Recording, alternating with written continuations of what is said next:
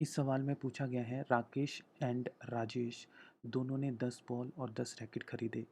राकेश ने 1300 रुपये खर्च किए जबकि राजेश ने 1500 रुपये खर्च किए। एक रैकेट की कीमत कह रहा है कि 3 टाइम्स अ बॉल मीन्स एक रैकेट की कीमत एक बॉल की कीमत की 3 गुनी है।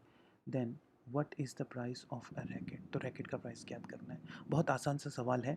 इसको सॉल्व करने के लिए हम सबसे पहले ये देखते हैं, यहाँ पर दिया गया है कि राकेश और रा, राजेश ने मिलकर के कितने पैसे खर्च किए टोटल। तो राकेश ने खर्च किए 1300 रुपये जबकि राजेश ने खर्च किए 1500 रुपये। टोटल मनी हो गई 2800 रुपये। 2800 is the total money which is spent by both Rakesh and Rajesh together. तो अब इसमें कहा गया है कि इन्होंने मिलकर के 10 बॉल और 10 रैकेट खरीदे। तो here we can see the price of 10 balls, B से मैं डिनोट कर रहा हूँ बॉल को, 10 ball plus 10 racket is equal to total amount is 2800 rupees. 2800 rupees.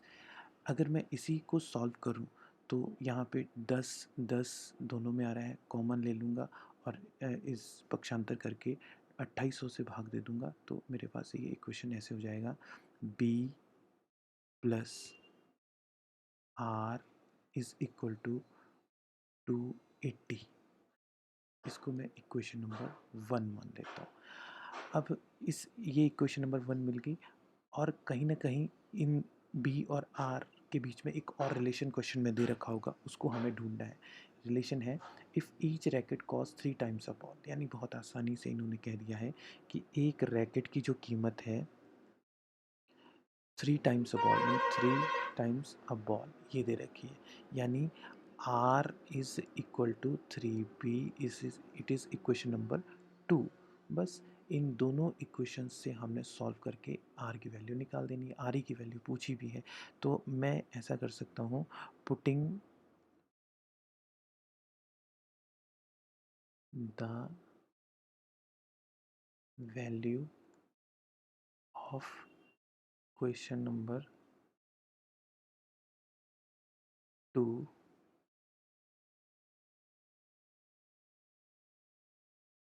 In equation number 1। तो इसमें मैं ऐसे लिख सकता हूँ कि यहाँ पे आर की वैल्यू दे रखी है तो मैं आर की जगह सॉरी यहाँ पे आर की वैल्यू दे रखी है 3b। तो यहाँ से मैं आर की वैल्यू को इक्वेशन नंबर 1 में रख दूँ तो मैं ऐसे लिख सकता हूँ, b प्लस आर की जगह 3b इज इक्वल टू 280।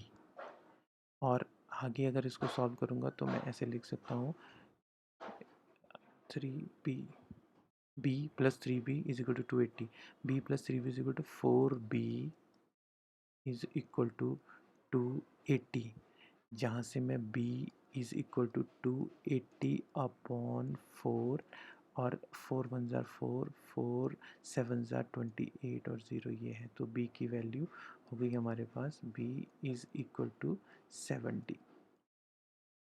अब इसमें से कह रहा है b की वैल्यू 70 है तो मैं r की वैल्यू निकाल सकता हूँ। r की value is equal to 3 into B, यानी r is equal to 3 into B from equation number 2 and is equal to 3 into B की वैल्यू है 70। तो 3 into 70 that is equal to 7×3=21, 210। So इस क्वेश्चन में हमारा आंसर जो होगा दैट इज सी, 210।